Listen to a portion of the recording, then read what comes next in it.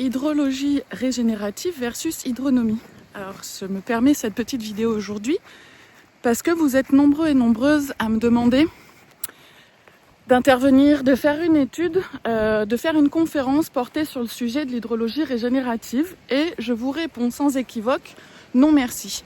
Alors pourquoi cette décision si radicale et ce positionnement aussi tranché? Tout simplement parce que hydrologie régénérative, de 1, c'est un oxymore. De nature, l'eau est érosive, elle ne peut en aucun cas régénérer des paysages. On peut ralentir son érosion, mais on ne doit certainement pas tenter de l'arrêter. Donc voilà, tout simplement parce qu'il n'y a pas de cohérence dans le titre. Deuxièmement, c'est une très jeune association qui a plusieurs acteurs et cordes à son arc, mais qui est très novice, voire amatrice, en termes d'accompagnement agricole. Or, c'est mon sujet d'expertise sur le territoire français depuis 10 ans et des retours de terrain qui se cumulent sur 15 ans. Donc hydronomie et l'expertise de Marlène Vissac existent depuis bien plus longtemps qu'hydrologie régénérative, qui pour une raison qui m'échappe a fait le buzz en un temps record, mélangeant un peu tout et n'importe quoi, et de fait, par l'explosion des influenceurs et influenceuses, par l'explosion des réseaux sociaux, eh bien on voit apparaître beaucoup de choses au nom de la transition agricole, au nom de pratiques régénératrices, etc., qui ne le sont absolument pas. Et je vous explique tout de suite pourquoi. La majorité des acteurs de cette association ne sont pas des agriculteurs ni des agricultrices, ce qui fait que les propositions ne sont pas issues d'un terrain concret agricole qui peut représenter un bon nombre de contraintes inconnues du consommateur et du paysagiste ou jardinier lambda. Ce qui fait qu'en inondant les ondes de soi-disant solutions adaptées au monde agricole, qui en fait n'en est pas du tout, hydrologie régénérative, discrédite complètement la légitimité de certains outils parce que des amateurs se sont emparés de ce sujet. Voilà, encore une fois, au nom du service agricole, alors qu'en fait, l'expertise n'y est pas. Et donc voilà, on en est rendu qu'après 10 ans, en fait, d'œuvrage, j'ai envie de dire, sur le terrain, eh bien, j'ai de plus en plus de difficultés à ouvrir certaines portes ou à celles ouvertes, à les maintenir ouvertes, parce que je suis rangée dans cette méga soupe qu'est l'hydrologie régénérative, décidément, en décriant que tout ceci ne sont que des croyances, ne sont absolument pas légitimes d'être déployés sur le territoire agricole, mis au service des professionnels, parce que effectivement toutes ces personnes ont très peu publié, au contraire d'hydronomie, qui s'applique régulièrement à écrire des articles, à proposer des ressources techniques gratuitement téléchargeables en PDF. J'ai mis 4 ans et demi à écrire un ouvrage qui, sans prétention, espère devenir la première brique d'une référence, en espérant que, à partir de cet ouvrage, on puisse construire encore plus, encore mieux. Et donc voilà, j'ai pas de secret en fait, et j'ai surtout rien à vendre, si ce n'est de l'accompagnement, de la croisée de compétences, de la croisée d'expériences, et certainement pas de décrier des outils miracles, des solutions miracles non issues du terrain.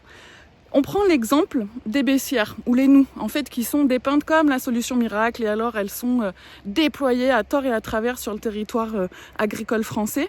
Et c'est hyper dommage parce que les baissières, même si c'est un ouvrage qui comporte effectivement beaucoup de qualités, il a aussi beaucoup d'inconvénients. Le premier, c'est qu'il n'est pas carrossable.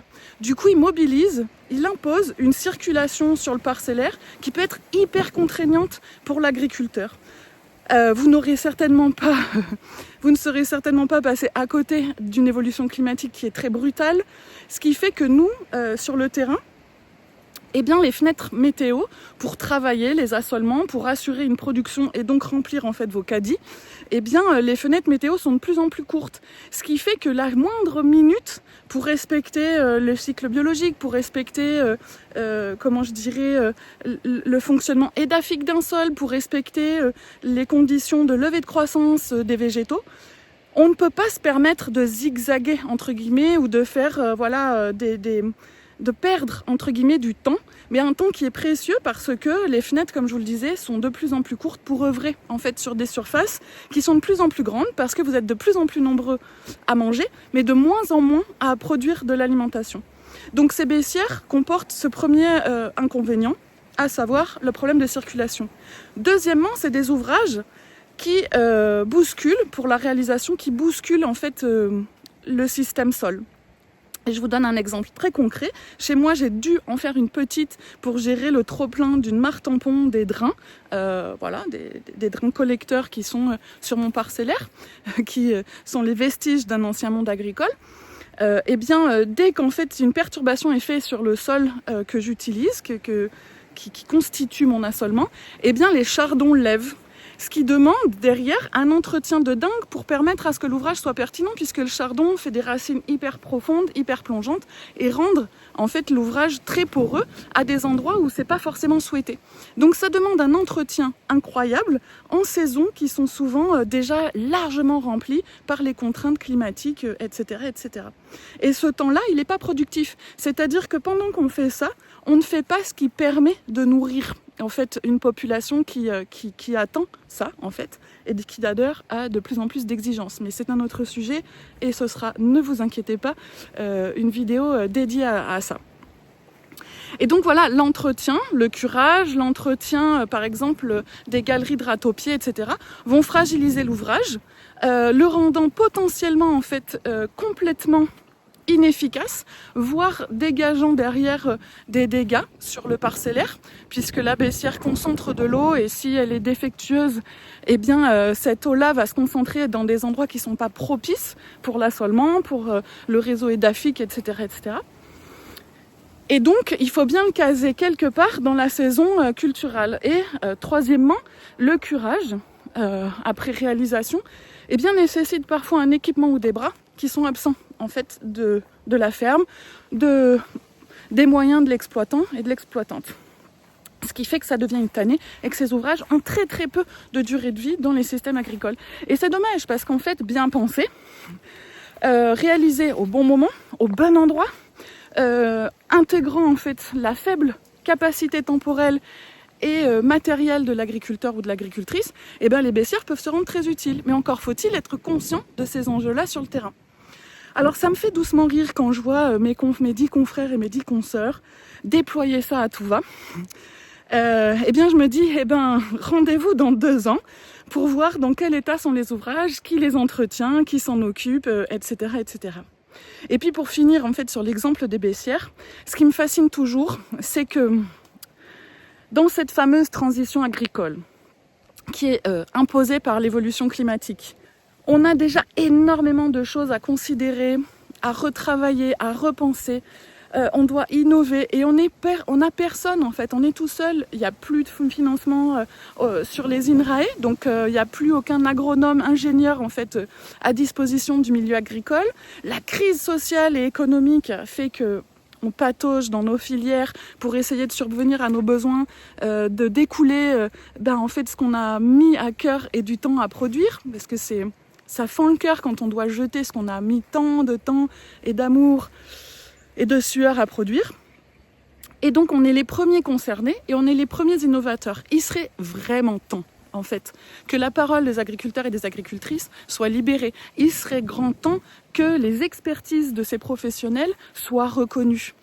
Et pas seulement parce que c'est des hommes, parce que c'est des ingénieurs, parce qu'ils ont un diplôme de ceci et de cela. Les diplômes obtenus par voie universitaire ne font que en fait des sédentaires.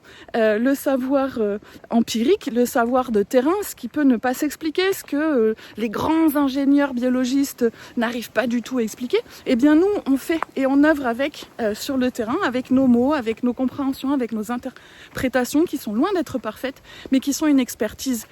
Et donc, je mets un point d'honneur à ne pas mélanger mon expertise et mon nom à cette association et ce courant de mode, hydrologie régénérative, parce que j'existe depuis plus longtemps, que mon expertise est sans égale sur le territoire et que je défends la parole des agricultrices et des agriculteurs, j'en suis une, et que notre expertise, qui a rarement eu de place dans nos sociétés, elle doit reprendre sa place. Nos savoir-faire sont précieux.